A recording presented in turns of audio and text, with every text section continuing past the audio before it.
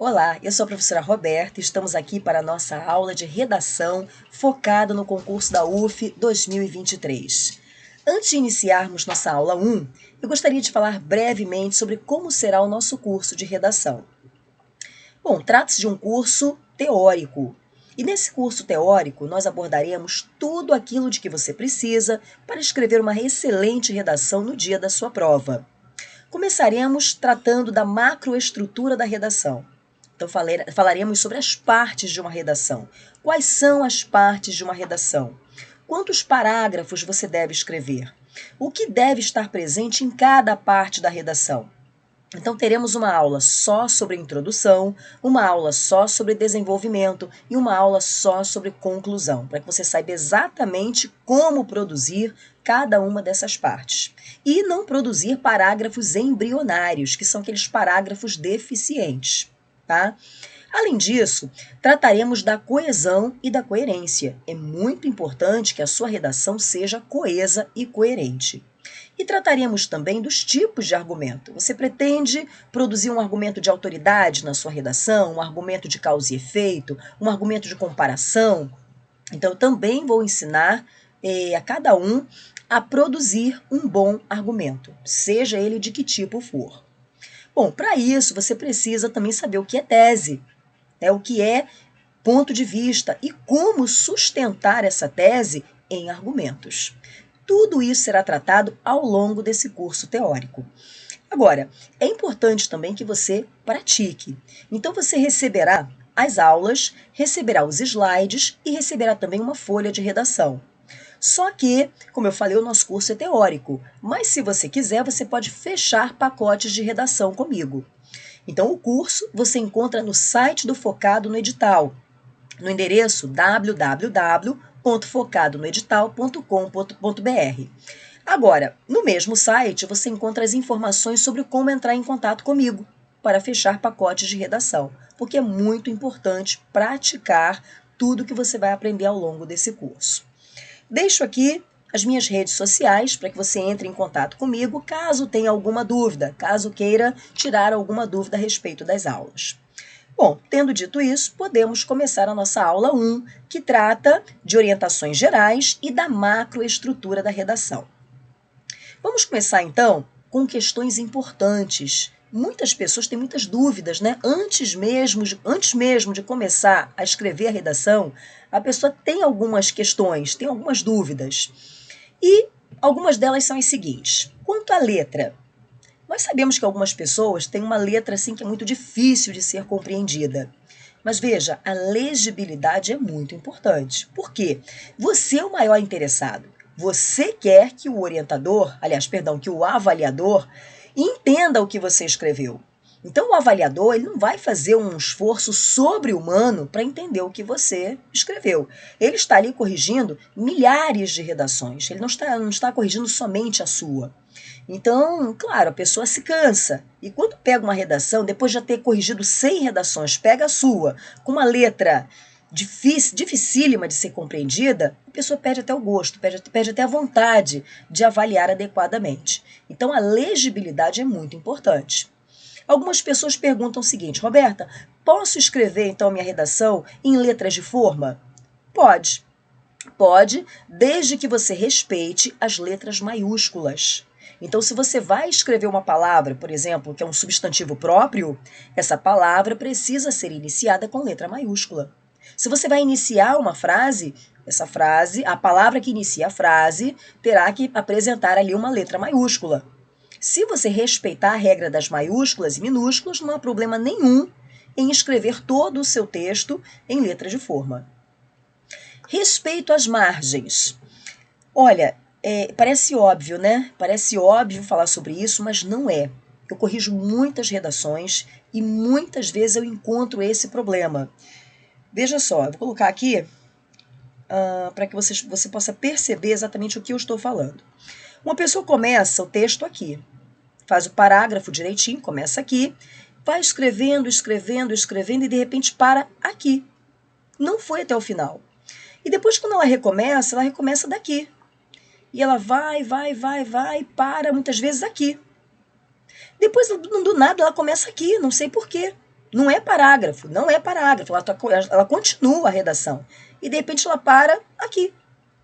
Ou seja, a redação fica uma bagunça, ela fica desorganizada. Quem está corrigindo perde a vontade de corrigir.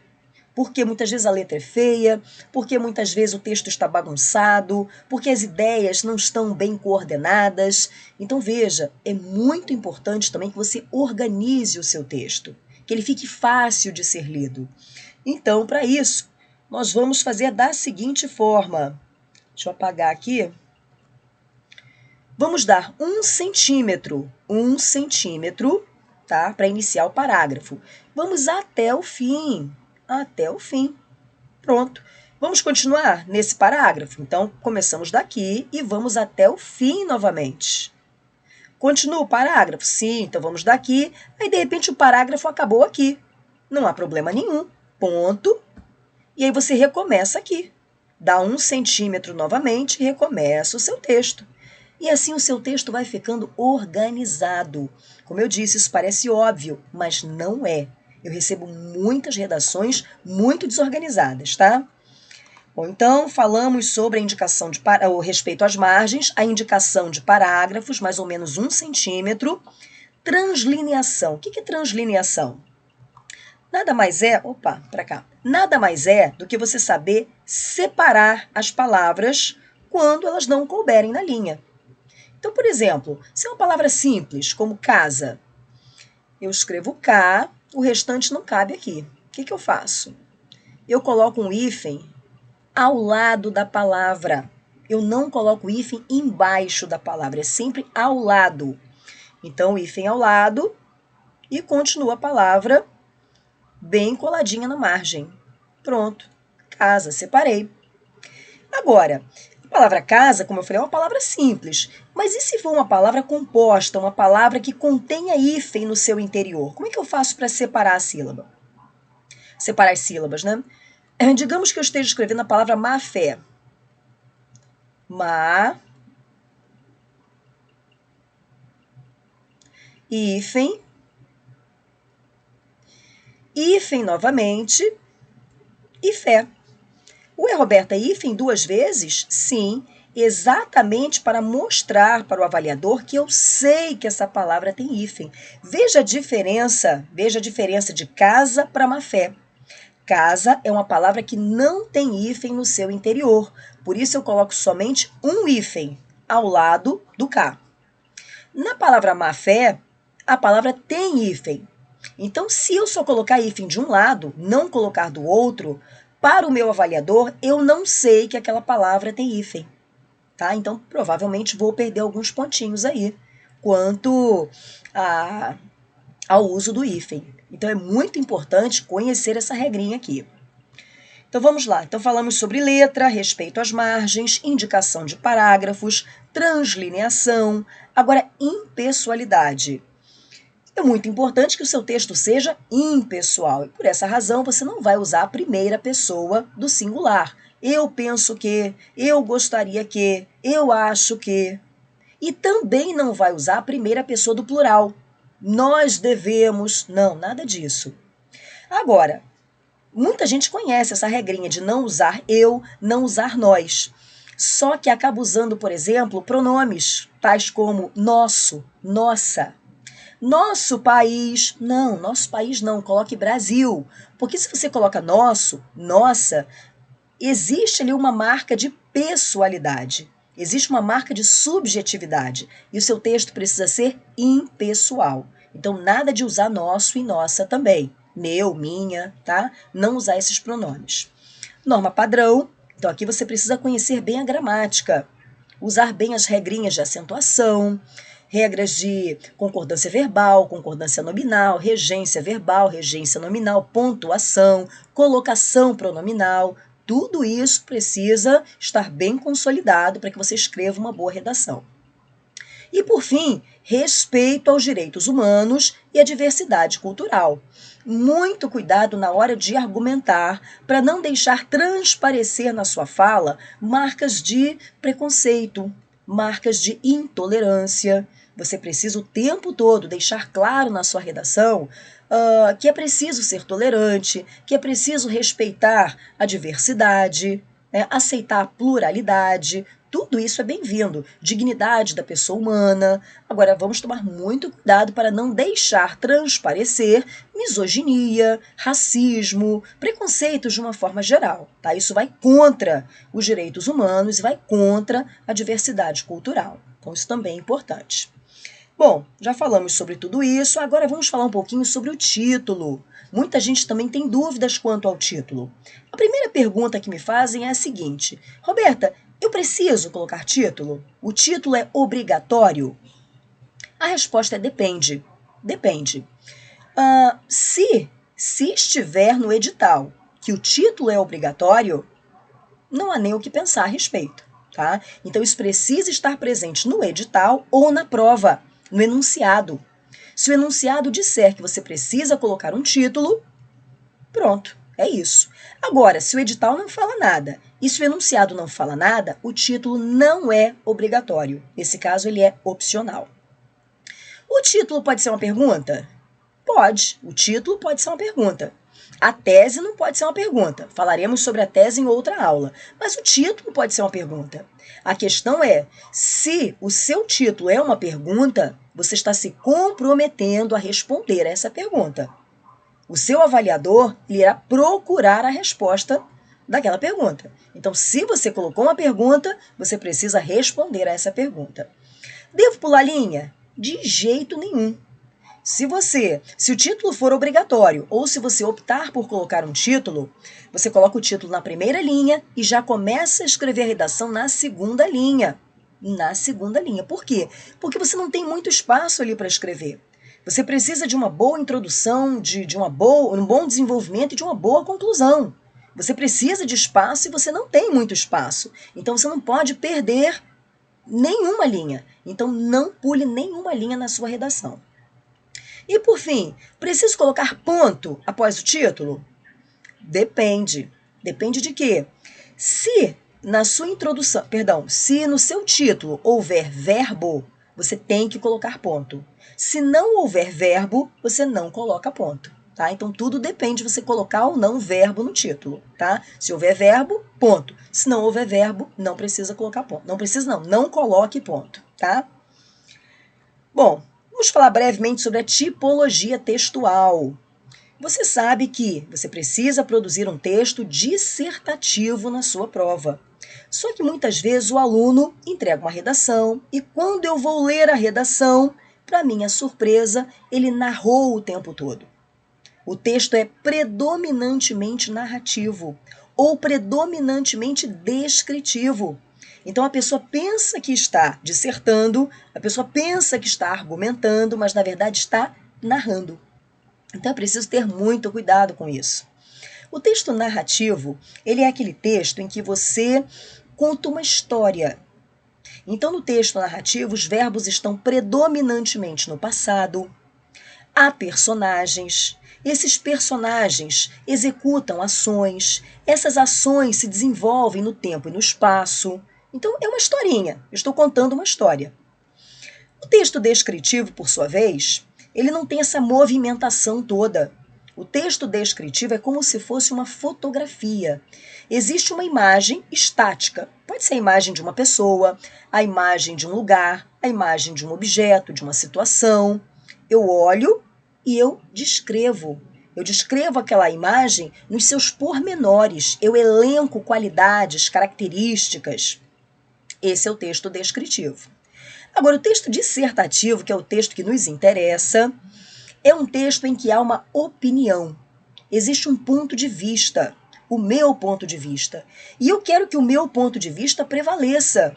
Eu quero que as pessoas entendam por que eu penso daquela forma. Então, para isso, eu sustento essa minha tese, esse meu ponto de vista, com argumentos. Eu lanço mão de argumentos persuasivos, né, para convencer o outro de que a minha tese é a melhor. Existem outras, mas a minha tese é a que deve prevalecer. Esse é o texto dissertativo. Agora, é claro que o texto narrativo, assim como o texto descritivo, pode estar a serviço da dissertação. Então, na minha dissertação, eu posso usar uma breve narrativa para sustentar a minha tese. Eu posso usar uma breve descrição para sustentar a minha tese. Mas isso não é recomendado na redação. Porque na redação, você só tem ali 4 parágrafos, 5 parágrafos. E você tem que tomar muito cuidado para que nenhum desses parágrafos seja eminentemente narrativo ou descritivo. Todos eles têm que ser predominantemente dissertativos. Então, eu não recomendo, embora seja possível, eu não recomendo que sejam produzidos pequenos textos narrativos, pequenos textos descritivos no texto dissertativo, exatamente para não haver essa confusão. E por fim existe também o texto injuntivo, mas esse não vai provocar nenhuma confusão, por quê? Porque o texto injuntivo é aquele texto em que você ensina alguém a fazer alguma coisa, é aquele texto em que você dá algum conselho, então seria um manual de instruções, né? Seria um manual de autoajuda. Então essas pessoas não costumam produzir um texto injuntivo achando que estão dissertando, não. Normalmente as pessoas narram achando que estão dissertando. Então, muito cuidado com a tipologia textual, porque isso pode zerar a sua redação. Bom, chegamos à macroestrutura da redação. A nossa redação é dividida em 3 partes. É a primeira coisa que o avaliador irá olhar. É o seguinte, a redação está dividida em 3 partes?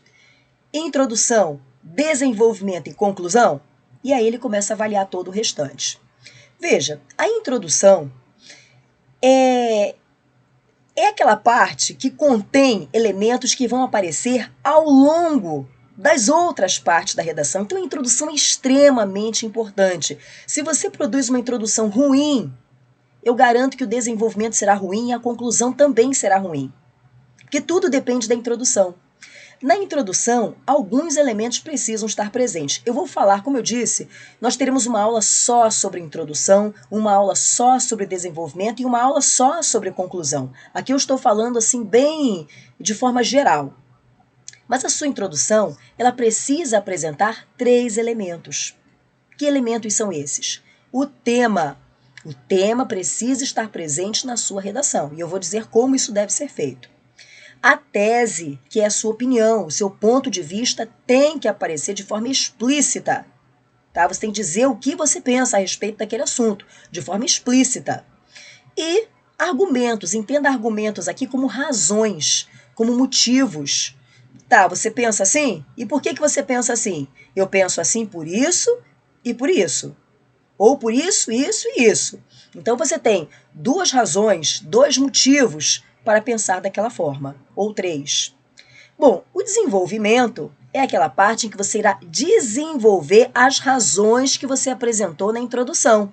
Então, você apresentou 2 razões? Então, seu desenvolvimento terá 2 parágrafos.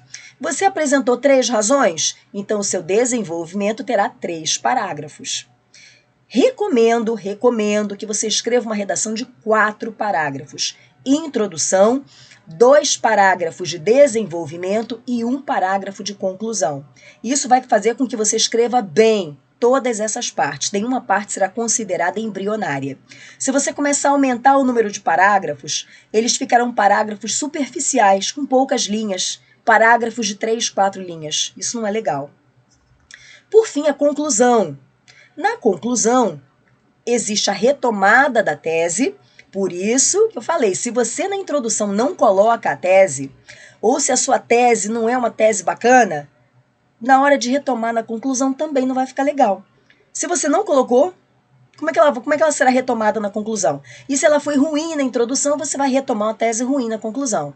Então falaremos sobre tese, como produzir uma boa tese, uma tese que não seja óbvia, uma tese crítica, passível de argumentação. E também a proposta de intervenção na conclusão. A proposta de intervenção, você precisa ter muito cuidado com ela, porque ela não pode ser escrita de qualquer jeito. Na proposta de intervenção, você precisa dizer o que será feito.